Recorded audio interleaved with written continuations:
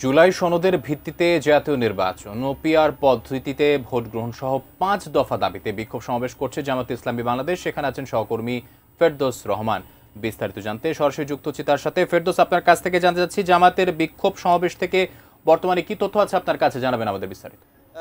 আগামী নির্বাচনের আগেই জুলাই সনদ বাস্তবায়ন এবং সেটি গণভোটের মাধ্যমে সেটি আইন আকারে করে তার ভিত্তিতে নির্বাচন, এরকম ৫ দফা দাবি নিয়ে রাজধানীতে জামায়াতে ইসলামী সহ আরও বেশ কয়েকটি দল আজকে বিক্ষোভ সমাবেশ ছিল। জামাতের আজকে রাজধানীর বিক্ষোভের পরে যে মিছিলটি হচ্ছে সেই মিছিলে আমরা রয়েছি রাজধানীর হাইকোর্ট এলাকায়। এর আগে এই মিছিলের আগে জামাত ইসলামীর নেতৃবৃন্দ কথা বলেছেন। এখানে প্রধান অতিথি ছিলেন জামাতের সেক্রেটারি জেনারেল অধ্যাপক মিয়া গোলাম পরোয়ার।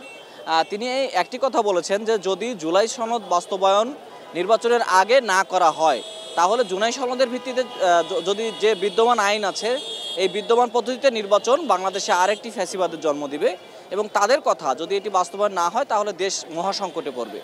আর পিআর পদ্ধতি তারা বলেছেন যে পিআর পদ্ধতিতে নির্বাচন জনগণ চায় না, এই কথা যারা বলছেন তার জন্য তারা গণভোট দিয়ে দেখুক যে জনগণ আসলে কোনটা চায়। তাদের কথা হচ্ছে যে ৩১টি রাজনৈতিক দল যাদের সঙ্গে আলোচনা হয়েছে তার মধ্যে 25টি রাজনৈতিক দল পিআরের ব্যাপারে একমত হয়েছে, কিন্তু শুধুমাত্র বিএনপির কথায় সরকার আসলে জুলাই সনদ সহ আরও অনেক কিছু বিষয় বাস্তবায়নের দিকে যাচ্ছে না, যেটি তারা বলছেন যে সরকারের একচোখা নীতি। এবং এটি বাস্তবায়নে তারা বলছেন যে রাজপথে যেহেতু তারা জনগণকে নিয়ে নেমেছে এটি বাস্তবায়ন করেই তারা ঘরে ফিরবে। আর এটি বাস্তবায়ন না হলে তারা আরও কঠোর কর্মসূচি দেবে যদি সরকারের মধ্যে ইতিবাচক মনোভাব না দেখায়। সভাপতির দায়িত্বে ছিলেন ঢাকা মহানগরী দক্ষিণের সভাপতি নুরুল ইসলাম বুলবুল। তিনি বলেছেন যে পিআর পদ্ধতি বাস্তবায়নের জন্য এখন যে কর্মসূচি দেওয়া হচ্ছে প্রয়োজনে যমুনা ঘেরায়ের মতো কর্মসূচিও জামায়াত ইসলামের পক্ষ থেকে দেওয়া হবে। এখন আজানের সময় মিছিলের যে লোকজন অংশগ্রহণ করেছিলেন তারা ফিরে যাচ্ছেন। প্রায় ২০ মিনিটের বেশি সময় ধরে এই মিছিলটি হচ্ছে, যেহেতু আজানের সময় এবং জামায়াত ইসলামের কর্মীরা এখন মিছিলের স্লোগান বন্ধ করে তারা মসজিদের দিকে এগোচ্ছেন।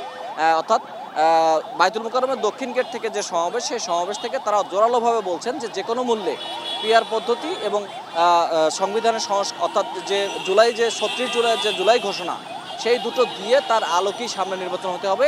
এছাড়া কোনো নির্বাচন জামাত ইসলামী মেনে নেবে না। এবং তারা বলছেন যদি সরকার সদিচ্ছা থাকে তাহলে যে সময় আছে সেই সময়ের মধ্যে সেটি করা সম্ভব। এটি তাদের কর্মসূচি গেল। আরও তাদের কর্মসূচি আছে আগামী ১৯ তারিখ।